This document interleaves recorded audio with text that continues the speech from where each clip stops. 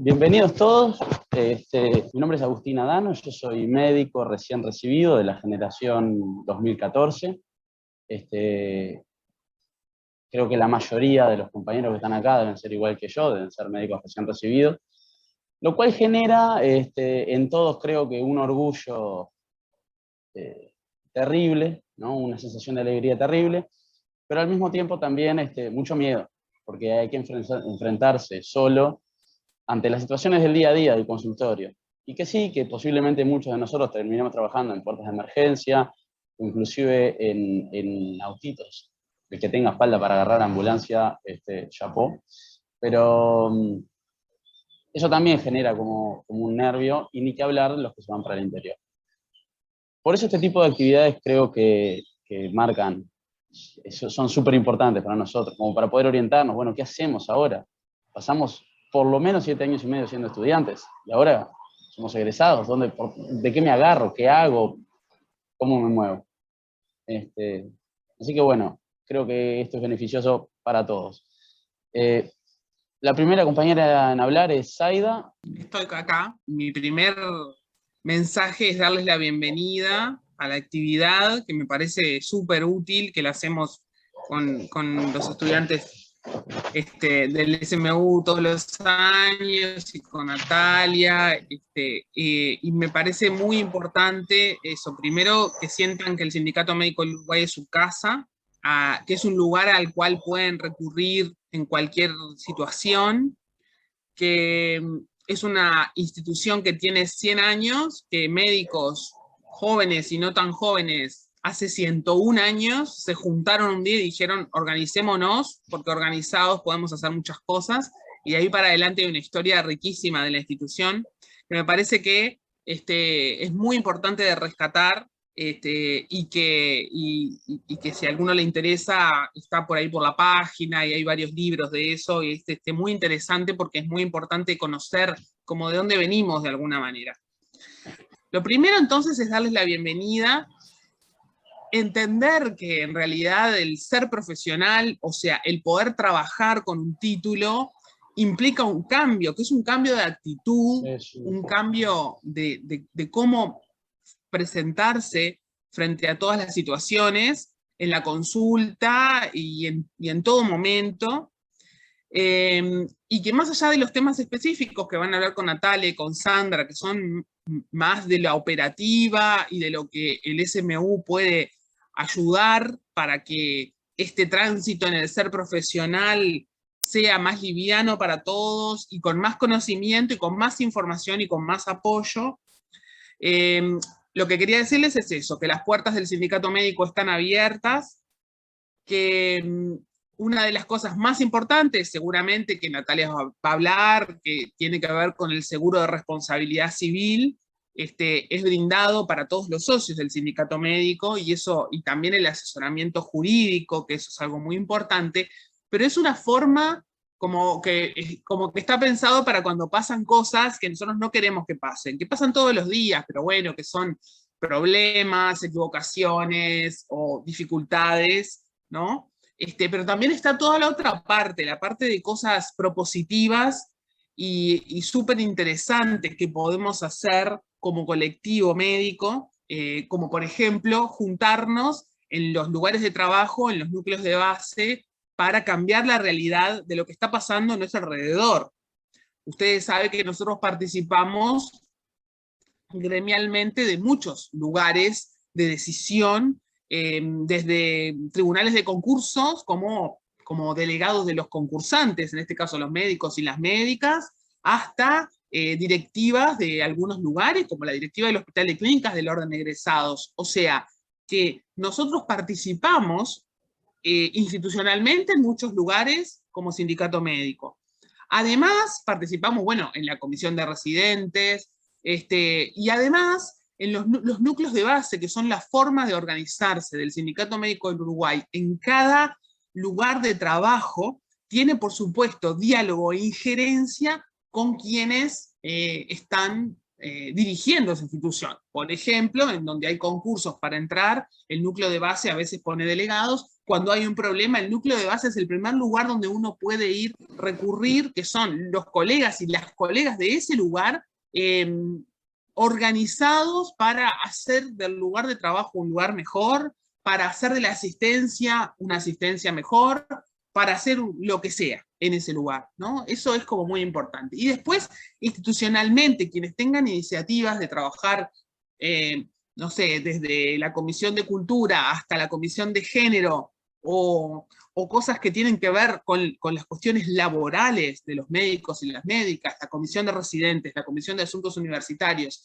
Tenemos una cantidad de lugares de participación donde uno puede canalizar inquietudes y trabajar para cambiar esta realidad que tiene 1000 aristas, ¿no? Cada lugar de trabajo, en Montevideo, en el interior.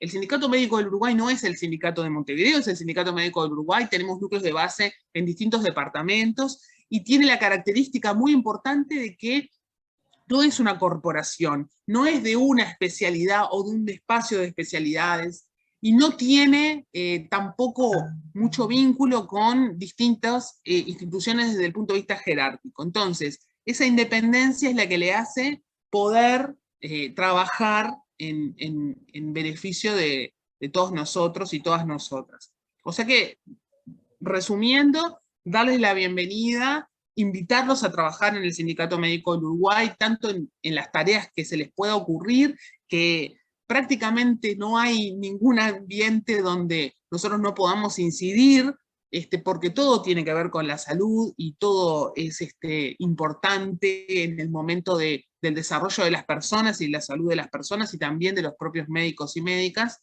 y después dejarlos con Natalia y Sandra, que van a hablar de los aspectos más técnicos, más formales, más importantes que uno tiene que saber, que seguramente muchas cosas ya las saben, pero quizás otras no, que son muy importantes también para el desarrollo profesional. Y lo otro es que las inquietudes u otros temas que queden en el tintero, me parece muy importante también que podamos repetir la instancia con temas que surjan después de la discusión, y sea importante para ustedes. Eso se puede proponer sin problema, que lo organizamos.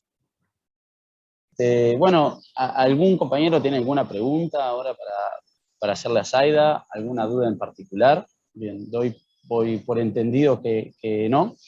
Me parece fantástica igual la propuesta después de hacerlo más orientada a alguna cosa que haya quedado en el tintero, porque seguro van a surgir dudas y lo que es más probable surjan dudas en la posterior y posiblemente en los próximos días cuando uno se quede maquinando más.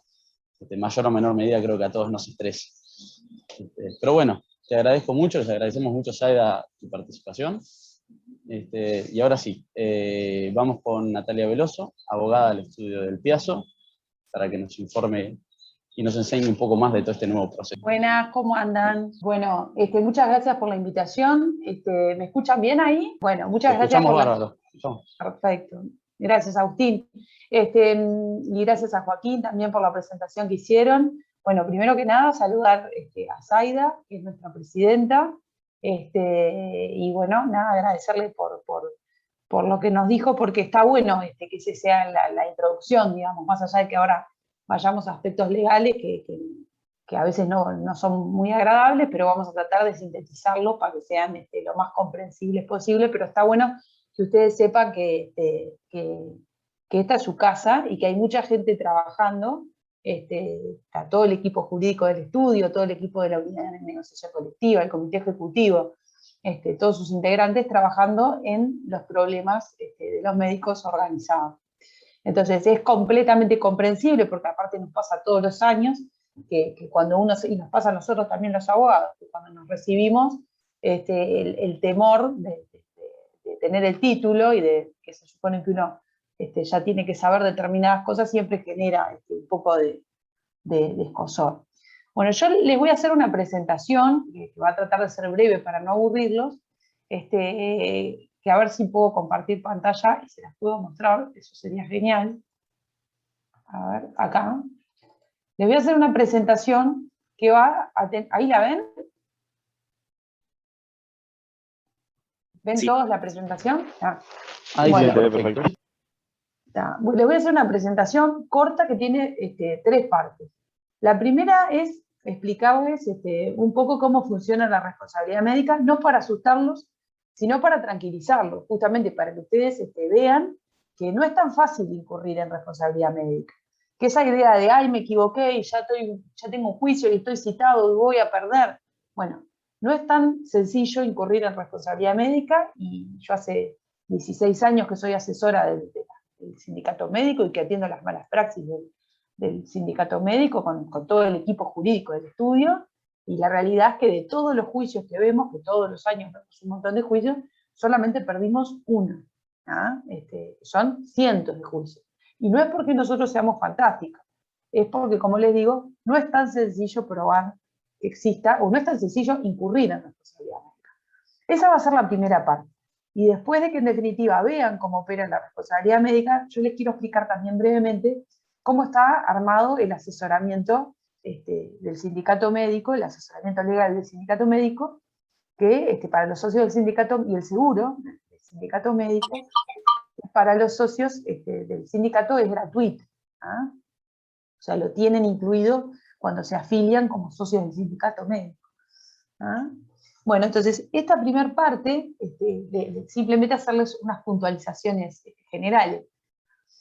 A veces se mezcla un poco el concepto de la responsabilidad civil y la responsabilidad penal. La responsabilidad civil es la responsabilidad que se arregla, hablando mal y pronto, con dinero. Cuando a mí me imponen o me interponen una demanda civil, una demanda de responsabilidad civil, lo que me están lo que me están pidiendo es que yo indemnice con dinero a la familia del paciente, o a la familia de la víctima, o al propio paciente que siente que fue víctima de una mala praxis. ¿Ah? La responsabilidad penal es distinta. En la responsabilidad penal nadie nos está reclamando plata. Lo que nos están reclamando justamente es, nos imputan haber cometido un delito. Por supuesto que el médico, salvo que quiera matar a alguien, nunca incurre en responsabilidad dolosa, es decir, que te quiere matar, que te quiere causar la muerte. Pero sí pueden haber, si hay causales de, por ejemplo, de homicidio culposo. Es decir, se dio muerte, pero por supuesto sin querer, digamos. Se dio muerte por causas distintas, como puede ser, por ejemplo, la negligencia, es decir, no haber operado con toda la, no me refiero a operar a la intervención quirúrgica, es decir, no haber actuado con toda la diligencia que se le exige al médico, que ahora vamos a ver cuál es. Entonces, eso como 2 grandes bloques. Cuando hablamos de la responsabilidad civil, que si le llega a llegar un cedulón civil, les están reclamando plata. Cuando les están reclamando responsabilidad penal, les están reclamando, la imputación, o les están imputando un delito. Aunque ustedes no puedan creer, estas cosas pasan. Imagínense, yo qué sé, no sé, que ustedes cometen una mala praxis. Es probable que se les abran esos 2 frentes, es decir, que por un lado tengan un reclamo dinerario, y que por otro lado también haya un reclamo referente a la responsabilidad penal. Después, también en la responsabilidad civil, ya en la que es por dinero, hay 2 tipos de reclamos, lo que es la responsabilidad contractual y lo que es la responsabilidad extracontractual. ¿Cuándo hay responsabilidad contractual? Cuando vos tenés un vínculo obligacional, un vínculo previo con el paciente. Por ejemplo, vos atendés en tu consultorio privado a un paciente. Entonces ahí el contrato del paciente es contigo. Entonces la responsabilidad es contractual. Y hay un plazo mucho mayor para reclamar la responsabilidad. En cambio, cuando vos trabajás, por ejemplo, en una mutualista, el usuario del sistema de salud o el paciente no tiene un contrato contigo médico, tiene un contrato con la mutualista. ¿Ah? Entonces, en definitiva, ahí tu responsabilidad es extracontractual porque está fuera del contrato. El contrato es entre el paciente. Esto se los digo simplemente para que sepan por qué es distinto el régimen de responsabilidad. Después también les cuento, a veces cuando hay una mala praxis, la institución, el paciente, en vez de demandar al médico, demanda a la institución. Por ejemplo, un paciente que falleció a causa de una mala praxis en cualquier mutualista, ¿ah? Cualquier seguro, o en cualquier institución de asistencia, de asistencia pública, ¿ah? Bueno, en ese caso particular, el paciente siempre tiene la posibilidad de demandar a la institución, y a veces lo que hace la institución es, porque entiende que el vínculo es con la institución y no con el médico. Entonces, a veces la institución lo que hace es trae al juicio al médico para que lo ayude a defender. Son distintas situaciones, son conceptos generales para que a ustedes les quede más o menos claro, pero a los efectos prácticos lo que ustedes les tienen que quedar es saber distinguir cuando estamos hablando de que tienen una denuncia penal, o sea, que se están imputando un delito, por ejemplo, la omisión de asistencia, y saber distinguir cuando en definitiva lo que le están reclamando es una indemnización. Yo les decía hace un rato, recién cuando empezamos, que no es tan fácil incurrir en responsabilidad médica, que no es, ay, sí, me equivoqué, me olvidé de tal cosa, no indiqué tal cosa, incurrir en responsabilidad médica, no. Para que se verifique la responsabilidad médica tienen que darse conjuntamente 4 cosas. ¿Ah? No es tan fácil. Se tienen que dar conjuntamente 4 cosas y hay que ir y hay que probarlas en el juzgado de que se dieron efectivamente todas juntas. Si no, no hay responsabilidad. Esas 4 cosas son, lo primero que tiene que haber es un apartamiento de la lex artis, que es la ley del arte. Es decir, todos los protocolos médicos indicaban que si la persona tenía una anemia galopante, no la podías tratar con hierro indefinidamente, sino que tenías que buscar en definitiva la etiología de por qué esa persona tenía esos niveles de anemia. ¿Ah? No simplemente tratar el síntoma, sino buscar. Todos los manuales dicen que tendrías que haberle mandado otros estudios y no se los mandaste. Bueno, te apartaste de los protocolos, te apartaste de lo que indica la ley del arte, digamos, la ley de la profesión, ¿ah? Los protocolos de la profesión. Primero, te tenés que haber apartado de lo que todos los protocolos dicen que tendrás que haber hecho. Segundo, te tenés que haber apartado con culpa, es decir, te apartaste, no le mandaste, en este ejemplo que estamos viendo, que es muy burdo, pero que sirve para ilustrar, no le mandaste los estudios para ver si tenía un cáncer de colon, le seguiste dando hierro, bueno, fuiste negligente. ¿Por qué? Porque de alguna forma te debiste inclinar a pensar, bueno, ¿por qué esta mujer tiene esos niveles de anemia? ¿Ah? Es decir, no actuaste con la debida diligencia. Aun cuando hayas cometido un error, ese es el segundo elemento, aun cuando hayas cometido un error, que te apartaste de todos los protocolos, ¿ah? No fuiste diligente, no fuiste del todo cuidadoso, ¿ah? A la hora de diagnosticar. Si tú, por ejemplo, le diagnosticaste a un paciente, le decís, mire, para mí usted tiene una neumonía aguda comunitaria, y el paciente en realidad lo que tenía era un TEP, supóngase, ¿no? Sale, cruza la puerta y se muere en la puerta del estacionamiento de un infarto de miocardio masivo. ¿Ah? Bueno, ahí sin duda hay un error de diagnóstico porque vos le diagnosticaste una neumonía aguda comunitaria y el tipo tenía un TEP. Ahora, ¿se murió porque vos cometiste un error de diagnóstico? No, no se murió por eso, se murió porque le vino un infarto de miocardio masivo en el estacionamiento. O incluso puede ser un ejemplo más drástico. Yo cometí un terrible error de diagnóstico, ¿no? Un terrible error de diagnóstico, inexcusable, con culpa, fui negligente, pero la persona sale y lo atropella un auto. Bueno, yo cometí un error de diagnóstico, pero ese error de diagnóstico no le causó la muerte. ¿Ah? Entonces, ¿qué es lo que no hay? No hay nexo causal, no hay una conexión. Cuando decimos que tiene que haber nexo causal, ¿qué es el nexo causal? Es que ese error de diagnóstico culposo tiene que ser el que causó el daño. Si yo, por ejemplo, diagnostico a una persona con una enfermedad, la diagnostico un mes tarde, ¿ah? Supóngase con un cáncer de hígado o lo que sea, ¿ah? E igualmente ese diagnóstico tardío, de un mes tardío, no es el que causa el fallecimiento del paciente, porque el paciente se iba a morir igual, y ganando ese mes yo no hubiese ganado absolutamente nada, igual no hay responsabilidad médica. ¿Por qué? Porque mi error no es el causante del daño del paciente. ¿Ah? Entonces, tercer elemento, tiene que haber un error, tiene que ser un error culpable, y ese error culpable tiene que tener un nexo causal, tiene que ser la causa, tiene que ser el causante del daño. Bueno, y el último elemento, por supuesto, es el daño. ¿No? El paciente, para poder reclamar una mala praxis, o la persona que va a reclamar una mala praxis, porque pueden ser los sucesores, por ejemplo, del paciente que falleció, ¿no? Tiene que poder invocar un daño. Si no existe daño, entonces no hay mala praxis. Entonces, tranquilos, porque no es simplemente cometer un error. ¿No? Como vemos en la diapositiva que viene, ¿cómo hace la justicia, cómo hace el juez para apreciar la culpa médica? Bueno, no alcanza con cometer un error, como vamos a ver después que acá yo les pongo, que hablamos acá del error inexcusable, no alcanza con cometer un error. Ese error, dice la doctrina y la jurisprudencia, que son quienes analizan el derecho y lo que en definitiva falla el juez, ese error tiene que ser inexcusable.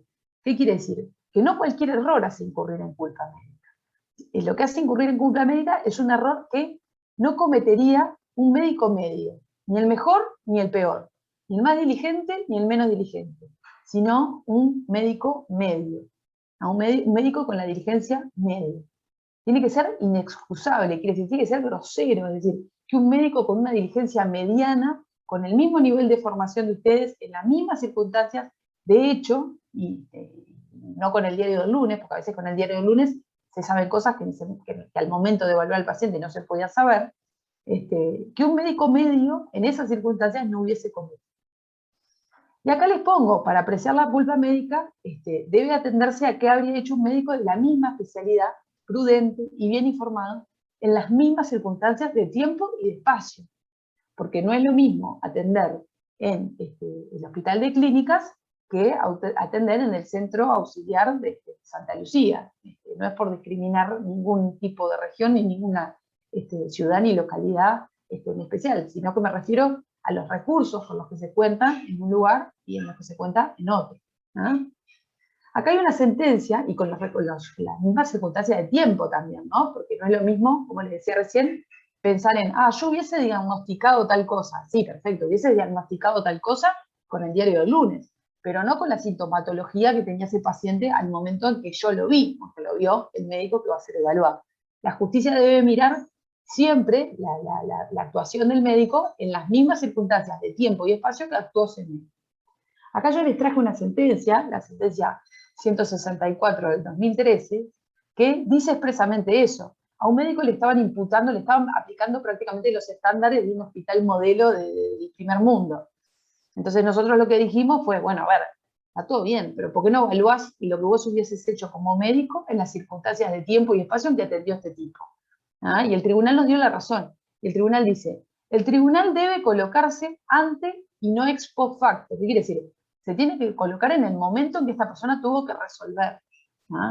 Quien pretende formarse un juicio debe colocarse en el día y la hora en que el profesional debió tomar una decisión. O sea, con el diario del lunes todos somos Gardel, pero ponete en las circunstancias de espacio y de tiempo en que esa persona tuvo que resolver. Y el juez lo que está diciendo es, yo voy a mirar las circunstancias concretas, las circunstancias reales en que este médico atendió para poder juzgar su responsabilidad. Otra cosa que a veces es importante recordarle y que está bueno que ustedes lo sepan, los médicos no tienen una obligación de resultado, es decir, el médico no se obliga a sanar al paciente, no tiene la obligación de sanarlo ni de curarlo, ni de salvarlo en determinadas circunstancias. Tiene una obligación, eso sería una obligación de resultado, es decir, yo estoy obligado a obtener un resultado. El médico no tiene esa obligación. La obligación que tiene el médico es una obligación de medios. ¿Qué quiere decir? Bueno, que tiene que poner su máximo esfuerzo o su mayor esfuerzo para poder lograr obtener el mejor resultado posible. Pero no se obliga a obtener, hay una diferencia. Una cosa es obligarme a obtener un resultado, y otra cosa muy distinta es obligarme a hacer todo lo que esté en mi alcance para obtener el mejor resultado. La obligación del médico queda circunscrita a eso.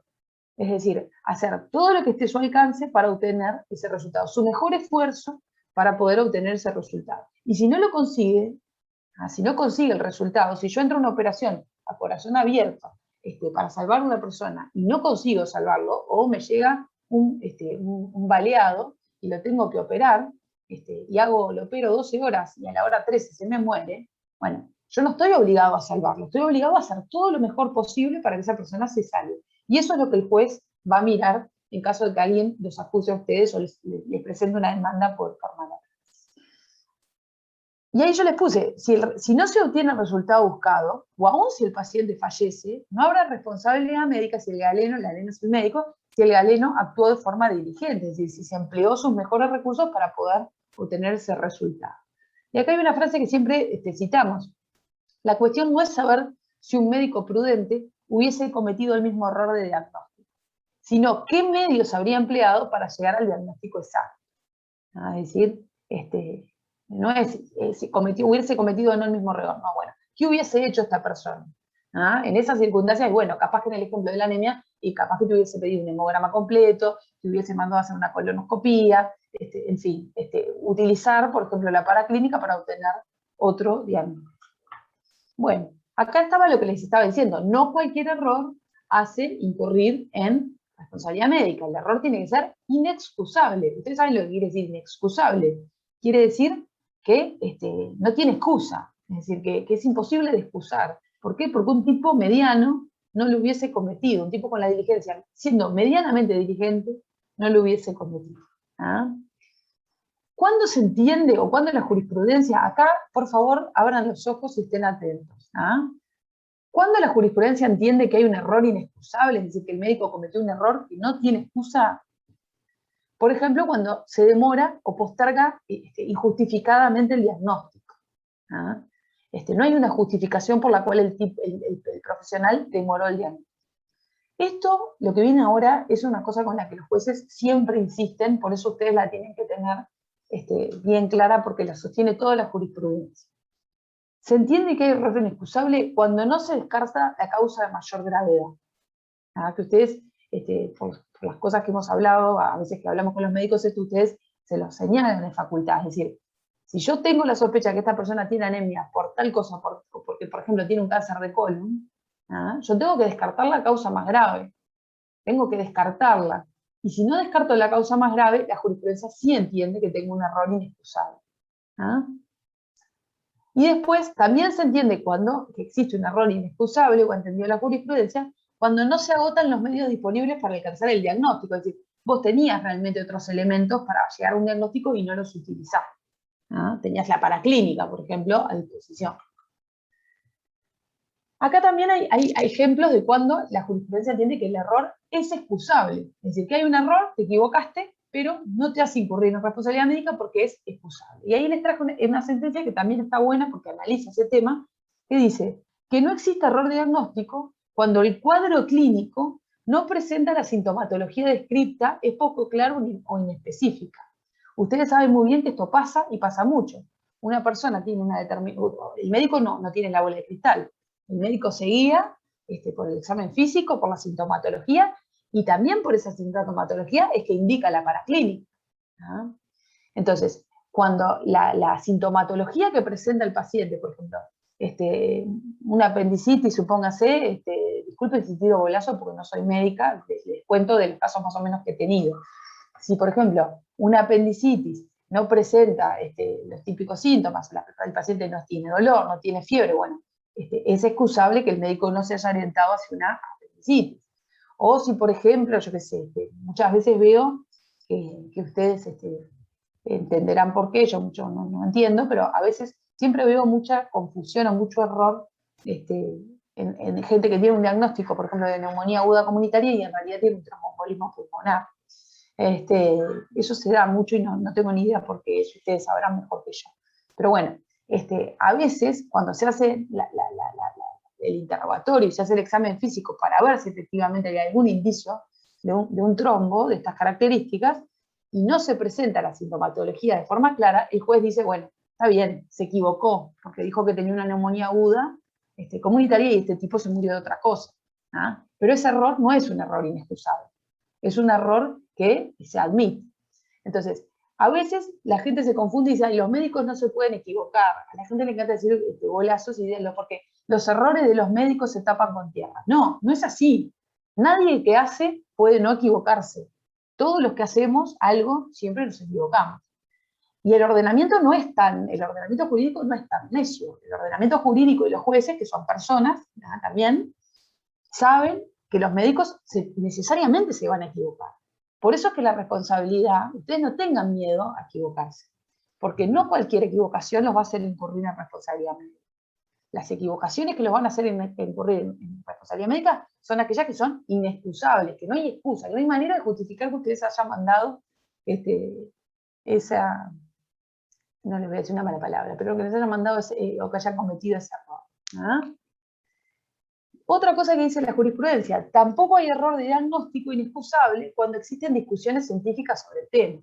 Ejemplo, hay dos pericias contradictorias. Esto a mí me ha pasado mucho, que se presenta un paciente y dice, acá hubo un error de diagnóstico porque el médico se tendría que haber orientado a que este paciente tenía un cáncer de páncreas.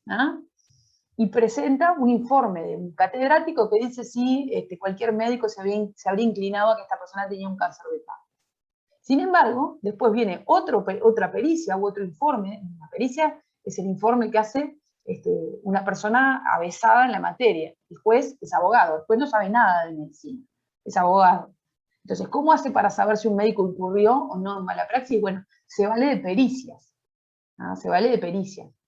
Entonces, muchas veces pasa que las pericias son contradictorias. Un perito dice que el médico actuó bien y otro perito dice que el médico actuó mal, ¿no? En esos casos, cuando hay discusión, la jurisprudencia lo que dice, de forma así en bloque, de forma unánime, es no puede haber error inexcusable si ni siquiera los médicos se pueden poner de acuerdo en qué era lo que había que hacer, ¿no? Entonces, eso también es importante.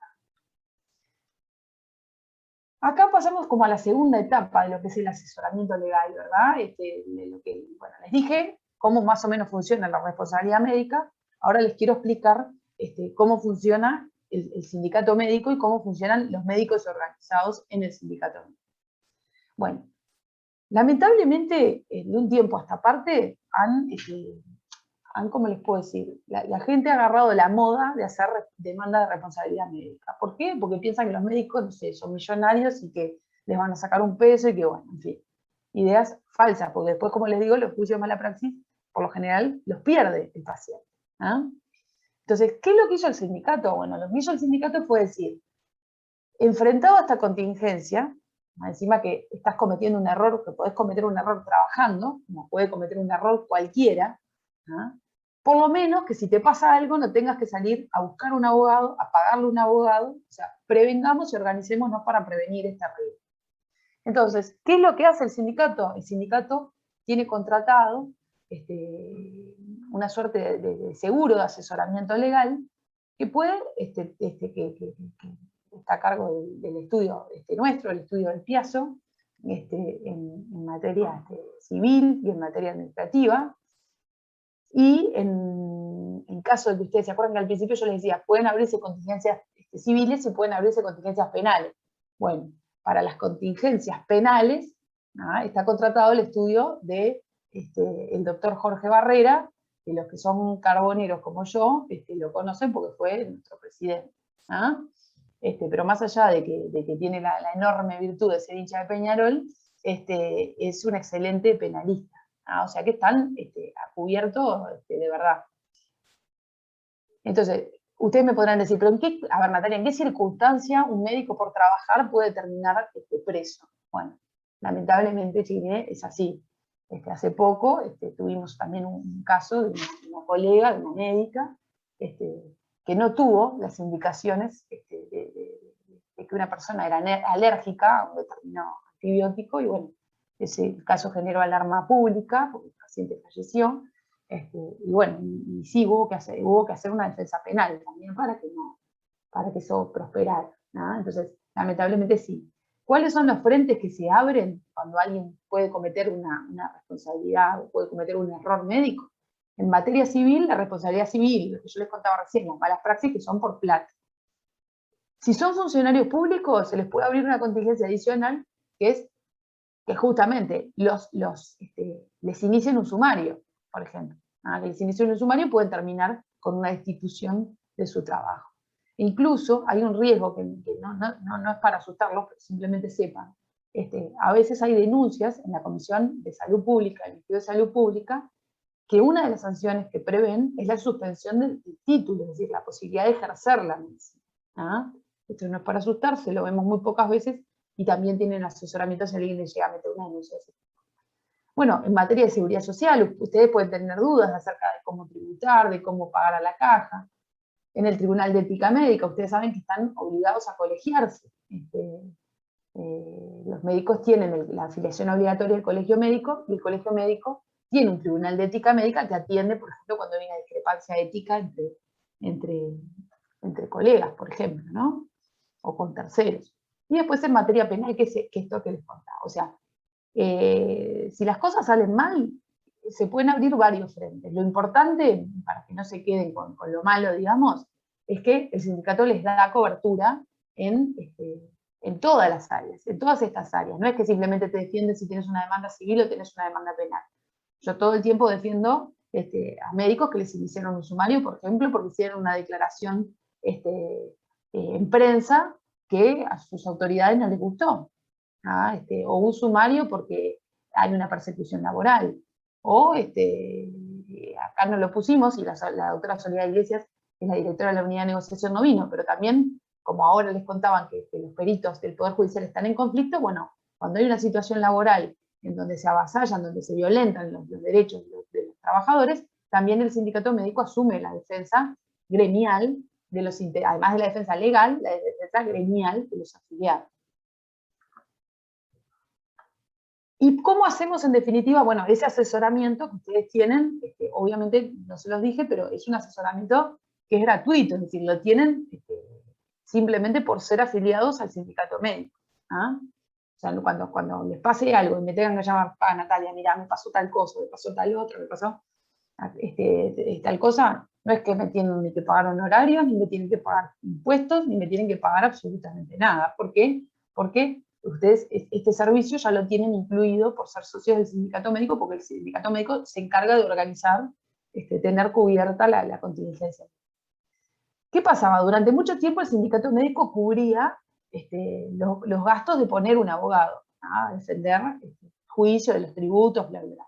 Pero no cubría, o no se cubría en ese momento, hace muchos años, no se cubría la eventual condena. Es decir, si ustedes perdían, efectivamente los condenaban a pagar una condena judicial.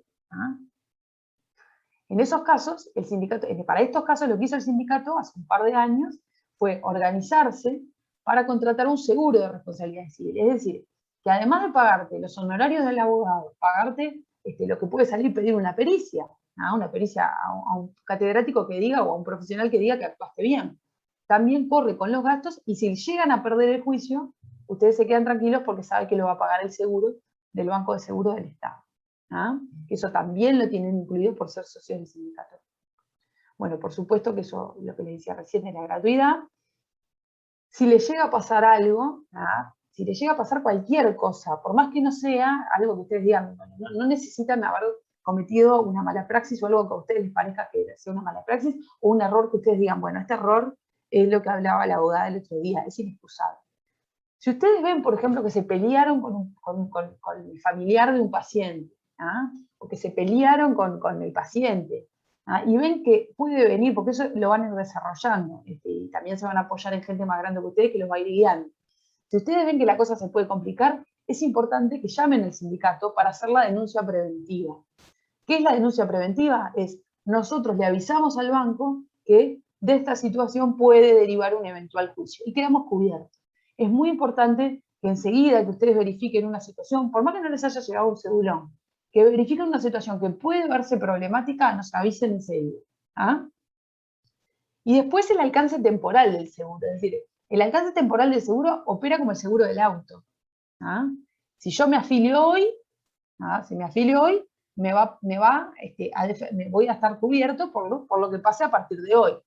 Si yo me afilio hoy, y me llega una denuncia por algo que hice mientras era estudiante, bueno, evidentemente no me cubre para adelante. El banco no nos cubre para atrás, nos cubre para adelante. Más allá de que nosotros, igualmente los abogados, los podamos ayudar en todo lo que esté a nuestro alcance.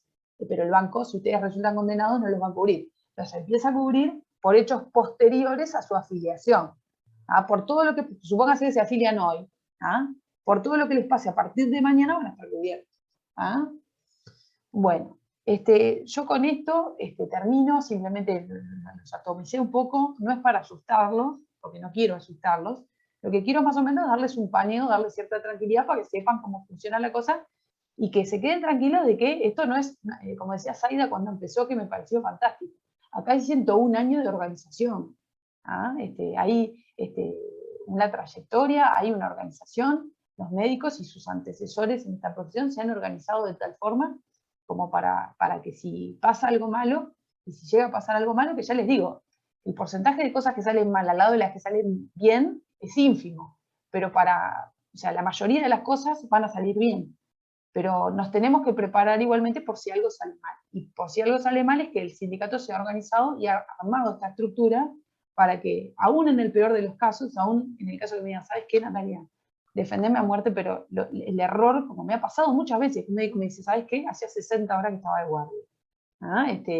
Bueno, aún en el peor de los casos, que por lo menos tengan la posibilidad de saber que si pierden, no es que les van a ejecutar el auto o les van a rematar la casa para cobrarse, no, les va a pagar, la condena la va a pagar el seguro. Lo mismo es la lógica de cualquier seguro. Pero bueno, simplemente sepan esto y sepan que estamos a las órdenes. El estudio somos un montón de abogados que estamos para lo que ustedes precisen. Bueno, y los felicito por haberse recibido y muchas gracias por escucharme. No sé si tienen dudas o si me quieren preguntar alguna cosa.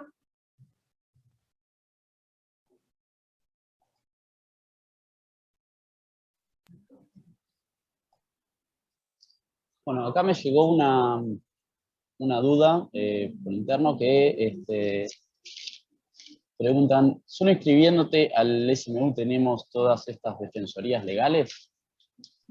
Sí, es así. Ahora después va a venir la contadora responsable del sindicato médico que les explica cómo es el tema de la afiliación. Pero sí, los socios del sindicato tienen todos esos derechos por ser socios del sindicato.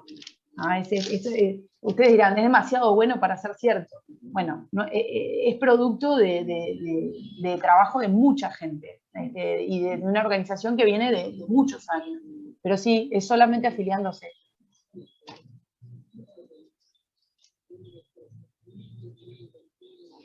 A ver si alguno más me quiere preguntar algo.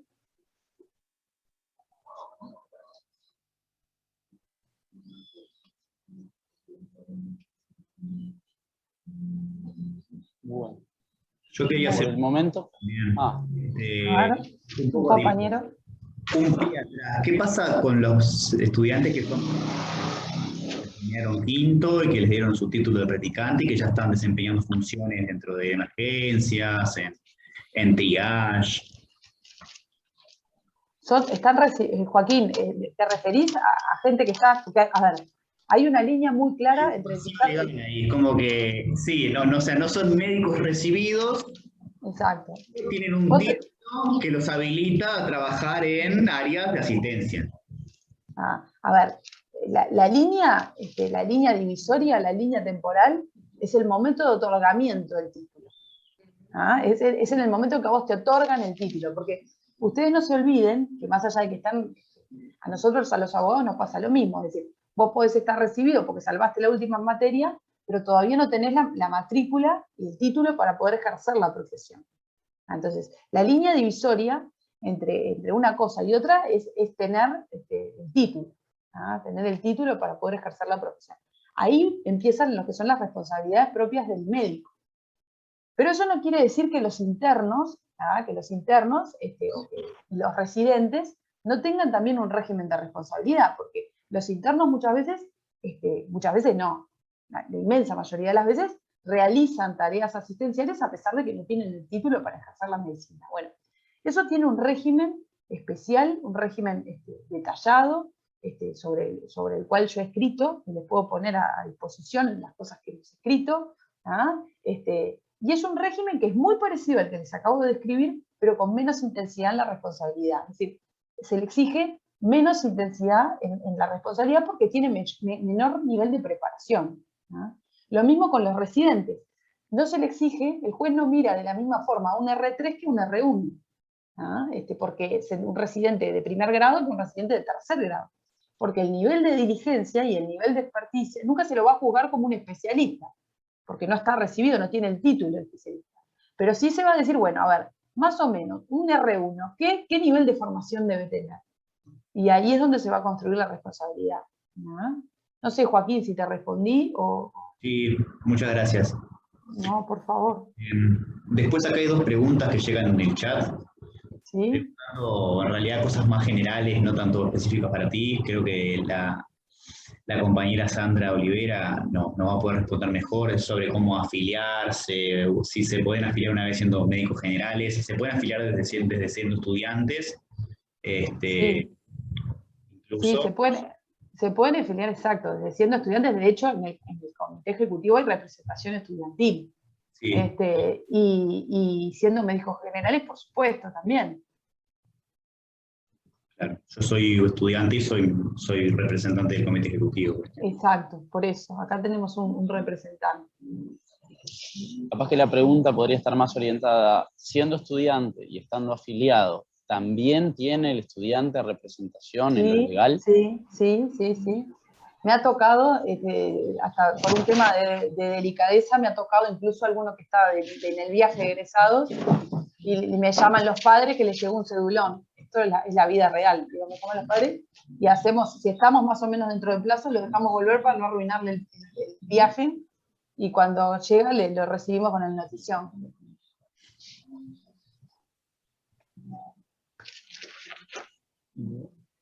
Terrible, enterarse de esa manera. Pero Te bueno, digo los sí, padres, pero bueno. bueno, creo que es una gran calma para todos, esto que nos contás, Natalia. Creo que genera un gran estrés sentir que uno está trabajando contra las cuerdas. Genera gran calma estas cifras que nos das, porque estamos bombardeados en el día a día con las noticias y las charlas de pasillo de las demandas a los médicos, que independientemente sea real o no la cantidad de demandas que haya, bueno, todo esto que nos das, todo esto que nos decís, nos da por lo menos bastante más tranquilidad. Creo que hablo por todos los compañeros.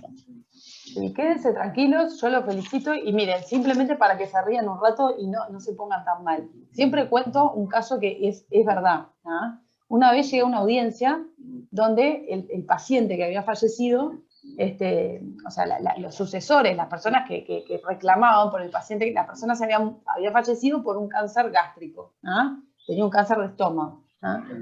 Entonces, yo llego a la audiencia y en esa audiencia tenía demandado 23 médicos. ¿Ah? Habían 23 médicos demandados. Entonces los cito a todos en la audiencia de conciliación, me pongo a conversar. Y claro, a veces en las audiencias hay que esperar un rato para entrar y había un montón de gente que estaba recaliente, que no quería, o sea, decía, yo no puedo seguir esperando acá. Y vos a la gente le decís, ustedes no hablen, déjenme hablar a mí, porque esta secuencia es un tema legal, ustedes están representados, quédense tranquilos. Bueno, el paciente había fallecido por un cáncer gástrico, ¿se acuerdan? Bueno, en un momento, uno de mis representados, uno de mis médicos, un colega de ustedes, no aguantó más y levantó la mano y le vino como un ataque y le dijo a la jueza, señora jueza, yo me quiero ir, hace 4 horas que estoy esperando acá, la paciente se murió de un cáncer gástrico y yo soy oftalmólogo y lo único que hice fue darle hace 10 años unas gotitas para los ojos. O sea, ¿por qué les cuento esto? Porque cedulones llegan de todo tipo y color. ¿Ah? Ahora, a veces llegan cedulones que no tienen nada que ver nada con nada, porque ¿qué puede tener responsabilidad el tipo que le dio unas gotitas hace 10 años con que la persona se haya muerto de un cáncer de estómago? Entonces, no todo lo que aparece y no todo lo que se dice en los pasillos termina decantándose en responsabilidades. ¿Ah? Vamos arriba, felicitaciones, disfruten de esta etapa y cualquier cosa que les pase, estamos acá a las órdenes. ¿Ah? Muchísimas gracias por la charla. Bueno, chao. Bueno, Natalia, muchas gracias por todo, nuevamente. No, por favor. Creo que eran todos muy conformes. Bueno, a las órdenes. Y ahora seguimos Y bueno, para darnos un poco más de orientación sobre todo lo que tiene que ver directo con el sindicato y para responder algunas de estas otras preguntas que otros compañeros hicieron, está la contadora Sandra Olivera, que trabaja en el servicio tributario. Hola, ¿qué tal? ¿Cómo les va? Espero que se encuentren bien y vamos a ver nosotros el tema de, les voy a poner la presentación, a ver, ahí, de la actividad laboral. ¿Cuándo van a ser médicos dependientes y cuándo les correspondería ser médicos independientes? ¿Sí? Entonces, lo primero que les va a pasar cuando se reciben es tramitar el título y después la habilitación en el Ministerio de Salud Pública. Y tienen 90 días para ir a la caja profesional y declarar el libre ejercicio o el no libre ejercicio. El libre ejercicio de la profesión es empezar a pagar el aporte de la caja profesional. ¿Sí? Van a empezar a pagar el primer año con la categoría primera especial y después van a seguir pagando con las categorías que siguen.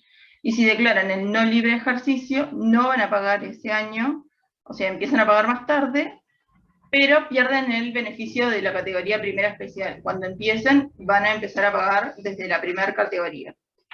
¿Sí? Esto lo pueden consultar bien en la caja profesional para ver qué es lo que les conviene. Los pueden contratar como trabajo dependiente, que ahí es cuando ustedes tienen el cobro de sueldo, van a tener un recibo de sueldo para cobrar sus honorarios, y el empleador les va a entregar, al momento de firmar el contrato, cuando comienzan, 2 formularios. Uno es el formulario 3100, que es para las deducciones del IRPF, donde van a declarar si tienen hijos menores, cuál va a ser el porcentaje de deducción. Pueden deducir el 100%, el 50% o 0. Eso es de común acuerdo con el padre, o sea, con el otro padre, ¿no? Uno deduce 100, el otro va a ser 0%. Pueden informar la caja profesional y el fondo de solidaridad. Es importante que estas deducciones las tengan actualizadas. Cada vez que hay un cambio, se las informen al empleador. Así el cálculo del IRPF es correcto. Después, en el formulario 3100 les van a preguntar si tienen que marcar el rubro 4, que eso es cuando tienen más de un empleado dependiente. Por ejemplo, si los contratan 2 mutualistas. En una de ellas van a tener que presentar este formulario indicando que quieren que no se les tenga en cuenta la franja de 0 en el IRPF, o sea que siempre les van a hacer retenciones. ¿Sí? Otro formulario que les van a dar va a ser para informar el FONASA, que ahí van a informar cuál es su situación, si tienen hijos o no, y si tienen cónyuge o no. Porque acá ven una tabla donde están las tasas de la tasa de aporte del FONASA, que van a tener que aportar, que va a ser sin hijos y sin cónyuge, el 4,5%, siempre del sueldo nominal, es el porcentaje de aporte. Si tienen hijos y no tienen cónyuge, va a ser el 6%, si no tienen hijos y tienen cónyuge, 6,5%, y si tienen hijos y tienen cónyuge, 8%. Esta información también la tienen que tener actualizada, sobre todo cuando nace, por ejemplo, el primer hijo. Siempre tienen que avisar porque va a cambiar la tasa de aporte. Y después tenemos el caso cuando tienen trabajo dependiente, que es cuando van a realizar la factura para el cobro de honorarios. ¿Sí? Los contratan y son trabajadores independientes.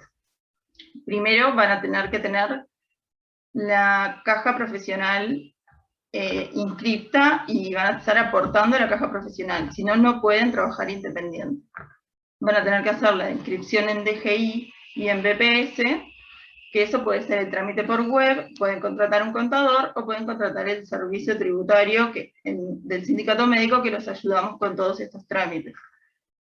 Una vez que terminan de inscribir la empresa, van a tener el RUT, les van a dar un formulario con la confirmación de la inscripción, y es donde tienen el RUT, que es la cédula de la empresa.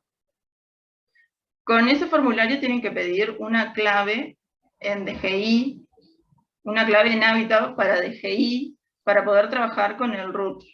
Es importante que le aclaren cuando van a pedir la clave que sea con el RUT. ¿Sí?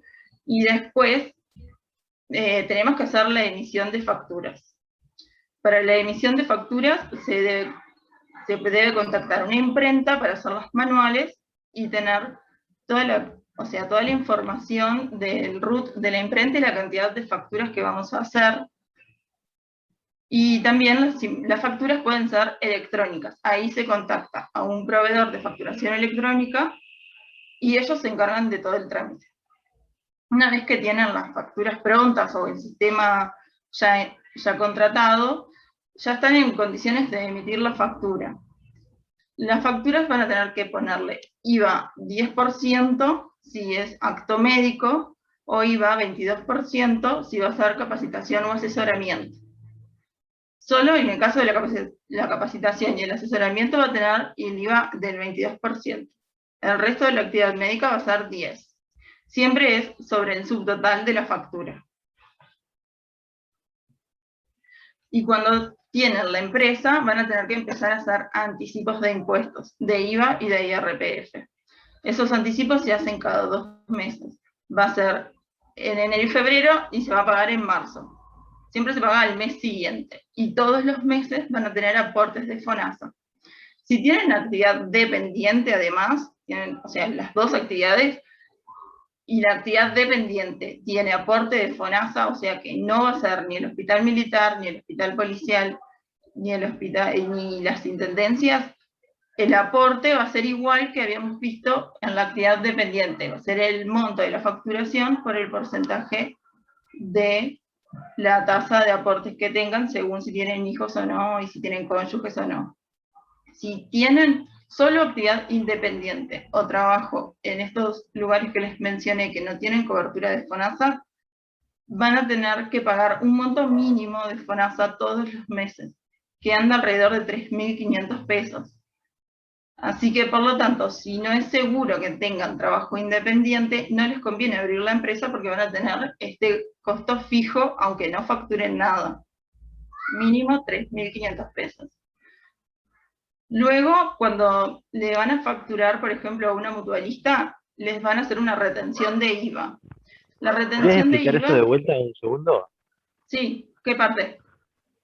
Eso es lo que dijiste de que si no es seguro del trabajo independiente, que no conviene abrir la empresa, lo último que dijiste.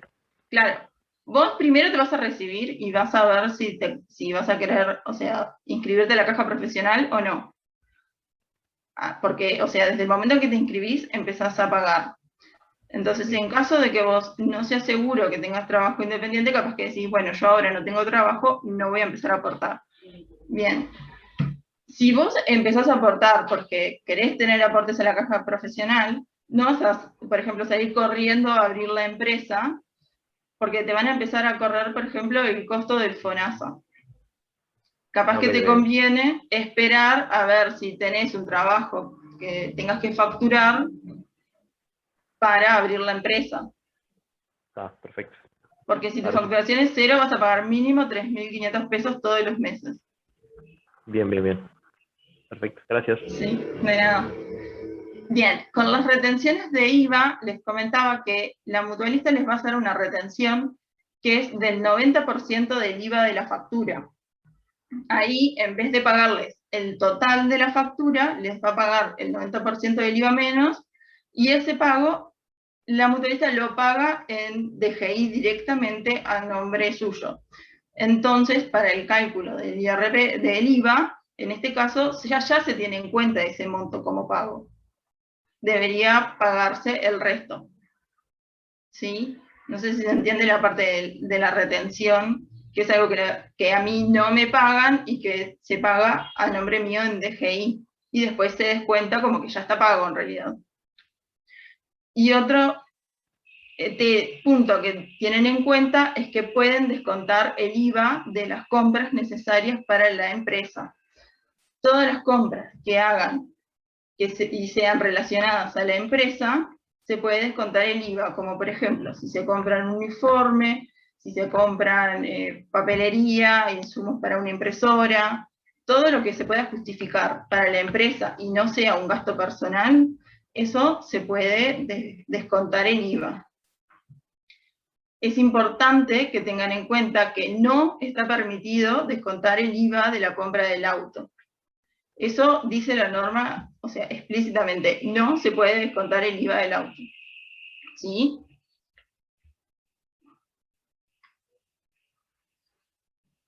Después tenemos el IRPF, porque se va a pagar IVA e IRPF, los anticipos cada 2 meses. Para el IRPF es necesario considerar todos los ingresos dependientes e independientes, o sea, todas las facturas y todos los recibos de sueldo que tengan. Y también se van a considerar las deducciones, que son los aportes a BPS, el porcentaje de deducción de los hijos, la caja profesional, el fondo de solidaridad, y si pagan el fondo de retiro médico. Y además, si tienen una facturación, que la factura es mayor a alrededor de 50.000 pesos, la empresa les puede retener el 7% del subtotal como retención de IRPF. Acá es lo mismo. La empresa va a retenerles ese dinero, lo va a pagar a nombre de ustedes en DGI, y se considera ya pago a la hora del cálculo de los impuestos, se descuenta. Para las retenciones les van a entregar un documento que se llama resguardo, que es el comprobante de los montos retenidos. Que eso se debería corroborar con la información que está declarada en DGI. Y acá les muestro cómo son las escalas del IRPF. Vieron que capaz que sintieron nombrar que el IRPF es un impuesto por escalas. Entonces, tenemos marcado desde 0 hasta 34.090 la tasa 0, que ese valor no está grabado por IRPF. Si ustedes el sueldo nominal es menor a 34.090, no van a pagar IRPF. Después, la parte que esté entre 34.091 y 48.700 va a estar grabada al 10%, solo ese pedacito. Y de 48.700 hasta los 73.050 va a estar grabada el 15%. Y así sucesivamente hasta llegar al total de los ingresos. Y lo mismo después se aplica para las deducciones. Tiene una escala y se resta el valor de lo que da el impuesto del IRPF de los ingresos menos las deducciones. Y después, o sea, se le saca la parte de las retenciones que ya se pagaron, y eso sería el monto del anticipo.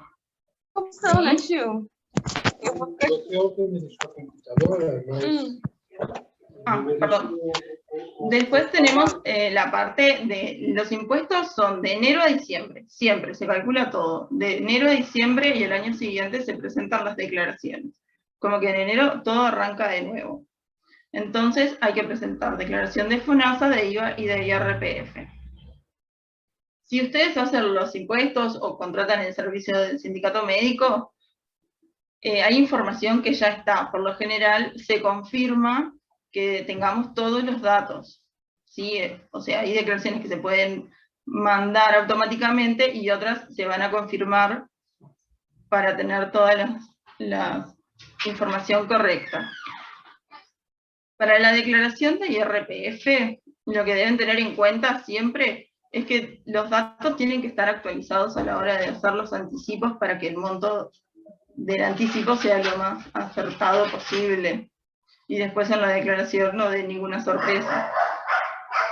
Y además podemos agregar que se permite deducir la cuota del crédito hipotecario si ustedes se compran una vivienda y piden un préstamo en un banco. Se puede deducir si se cumple con las condiciones, que tiene que ser la vivienda que ustedes viven y la vivienda que el costo sea menor a $80.000 más o menos. O si tienen el alquiler de la vivienda, también la misma, donde viven, no la de las vacaciones, y tienen contrato, se puede deducir el 6% del monto anual. Esa información siempre se agrega al momento de armar la declaración, no se va teniendo en cuenta para los anticipos. Y acá les hice un resumen de cuándo corresponde hacer anticipos y cuándo corresponde hacer declaraciones. Si tienen un trabajo dependiente, no va a hacer anticipos y no va a presentar declaración, porque se había presentado el formulario 3100 y se había declarado toda la información que correspondía a las deducciones. Y si tiene más de un trabajo dependiente, no se va a hacer anticipos y sí se va a presentar declaración. Después tenemos, si se factura, se va a hacer anticipos y se va a presentar las declaraciones, y si se factura y se tiene un trabajo dependiente, también se hace anticipos y se presenta declaración. Y bueno, no sé, me dicen las dudas que tengan, porque capaz que esto es como demasiado entreverado la parte de los impuestos. Cualquier, no sé.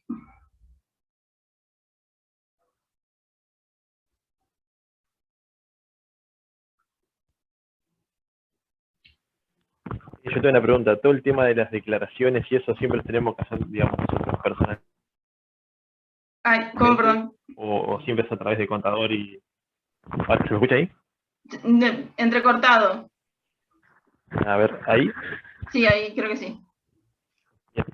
El tema de las declaraciones de impuestos y todo lo último que explicaste, Sí.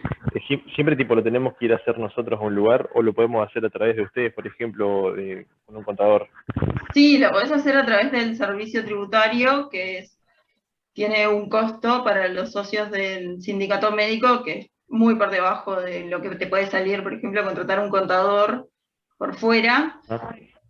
Podés contratar un servicio que sea hacer la parte de los anticipos o solo la declaración. Perfecto. Si no te animás a hacerla vos, pero capaz que al principio, por lo general, a veces hacen los anticipos ustedes y después se dan cuenta de que no lo supera todo esto y prefieren que alguien se los haga. Sí, sí, claro. Bien, perfecto, gracias. Bueno, Acá por el chat una compañera pregunta, ¿qué cuenta como trabajo independiente, como trabajador independiente? cuando tenés que facturar, cuando no tenés un recibo de sueldo, o sea, no sos un trabajador de la empresa, sino que facturás. O abrís tu consultorio y haces consultas particulares.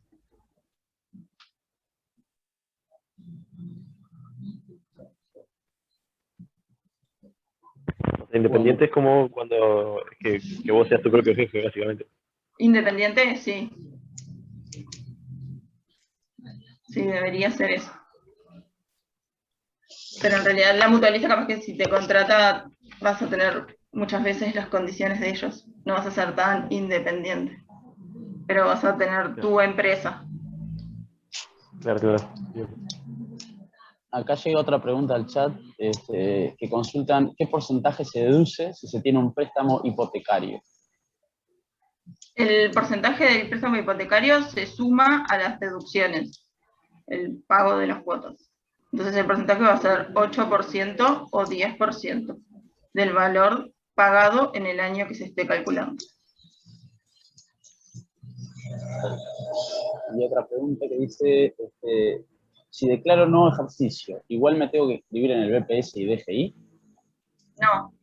Si declaras no ejercicio, no te podés inscribir en DGI y en BPS, porque para inscribir la empresa de médico, te piden estar inscrito en la caja profesional. Y ahí vos no estarías aportando. Y otra pregunta que preguntan si se puede pagar la caja profesional sin factura y ni tener número de RUT. Sí, sí. Sí, la caja profesional la podés pagar. Siempre. Podés inscribirte y declarar el libre ejercicio y no hay problema. Generás aportes para la jubilación. Varias preguntas del chat. ¿Qué pasa con el monto mínimo de FONASA que mencionabas cuando hablabas de facturación independiente? Si al mismo tiempo uno está trabajando como dependiente y aportando por ahí. No, no tenés monto mínimo. Va a ser el porcentaje por la facturación. En ese caso no hay monto mínimo y pagás lo que te dé. Si no facturas nada, no vas a pagar. Bueno, vamos a ver unos segunditos más por si llega alguna otra pregunta. Sí. Hola, yo tenía una duda con respecto a aquellas personas que en el primer año deciden no ejercer. ¿Qué pasaría con el tema del impuesto que en principio el primer año se cobra al 50%? ¿Es al 50% desde el primer año que nos recibimos o desde el primer año en ejercicio que hay que pagarlo así? ¿El 50% de la caja profesional? Sí. Lo perdés. Vos viste que te recibís, pedís el título, la habilitación y tenés que inscribirte en la caja profesional. Si en ese momento le pones el no ejercicio, perdés en la bonificación del 50%. Cuando te inscribas vas a aportar la primera categoría. O sea que cuando me inscriba, independientemente de que ya haya pasado un año, el primer año lo pago a 50% igual. No, lo pagás a la primera categoría, no a la categoría primera especial. Ah, ok, bien, perfecto. Muchísimas gracias. De nada. Igual, aunque se declare que no vas a ejercer el primer año, tenés que pagar el colegio de médico de todas maneras, ¿verdad? No, solo vas a tener que consultar con el colegio médico porque no tengo esa información. No. A raíz de estas últimas preguntas se surgieron más dudas. Preguntan si el aporte de la caja es opcional, o sea, si lo que es obligatorio es inscribirse, pero no así el aporte. Sí, ahí va, inscribirse y ahí elegís si declarás en libre ejercicio o no. Perfecto. También preguntan hasta cuándo dura esta bonificación del 50%, o sea, cuánto se demora en aumentar la cuota. Un año. Al año ya. ¿Se aumentaría cada año? No, la primera categoría son como 3 años. Y después va cambiando cada 2 o 3 años. Nos preguntan si hay si uno tiene 2 cargos, si un médico tiene 2 cargos en una misma mutualista, ¿cómo sería el tema del IRPF? Van a tener un solo empleador. Así que no deberían presentar declaración porque en el mes de diciembre se le va a hacer el IRPF anual, teniendo en cuenta todos sus ingresos de esa empresa, por más que él cobre 2 recibos. Y preguntan también cuánto aumenta ese porcentaje al cambiar de categoría. Yo creo que todo esto debe estar en algún lado. De la ¿no? caja profesional, sí, está todo en la caja profesional. Hay una parte que es la categoría, el detalle de aportes, y que te va mostrando, es una tabla que te muestra la primera categoría son 4.200 pesos, más o menos, así que la primera especial va a ser la mitad. A ver, acá hay una pregunta que en realidad no sé si es tanto para lo que estabas hablando, pero preguntan, luego de otorgado el título, ¿qué secuencia de pasos debemos seguir? O sea, si primero el Ministerio de Salud Pública, Caja Profesional y Colegio Médico, y debemos ahí registrarnos si estamos o no en el ejercicio. Sí, primero vas a tramitar el título nudelar y al ministerio, y después tenés 90 días para ir a la caja profesional. Y el colegio médico debería tener un plazo, que no lo tengo acá presente, pero debería estar más o menos así. Bueno, perfecto. Por el momento no han llegado más preguntas. Bien, cualquier cosa, dudas que tengan, pueden mandar al mail del servicio tributario, que se las contestamos, o llamar por teléfono, y vemos algún caso puntual, porque capaz que a veces tienen dudas de algo más puntual de su relación. Perfecto, te agradecemos mucho, Sandra, por toda la charla, por todas las aclaraciones. Cada vez que escucho un contador, me alegro de haber elegido medicina, pero por suerte lo hiciste ameno, entendible para todos nosotros que claramente no estamos sumergidos en el tema. Bien, bueno, cualquier duda que tengan, se comunican con nosotros en el servicio tributario y vemos las dudas que tengan. Y bueno, estamos para ayudarlos. Bárbaro. Bueno, muchas gracias, Natalia. Muchas gracias, Sandra, perdón. En un momento íbamos a tener a un compañero del SMU, un compañero médico del SMU, que por desgracia no pudo venir. Pero bueno, tenemos también la convocatoria de Saida, digo, si en el caso de que surjan dudas, se puede hablar, pueden hablar con Joaquín, pueden hablar conmigo, y se podrá programar una nueva de estas reuniones para aclarar algunas cosas más o puntos en particular. Si no hay ninguna duda más, damos por finalizado entonces. Y bueno, agradecer. Ninguna duda, crack. Gracias. Muchas gracias. Gracias. Gracias. Chao, gracias.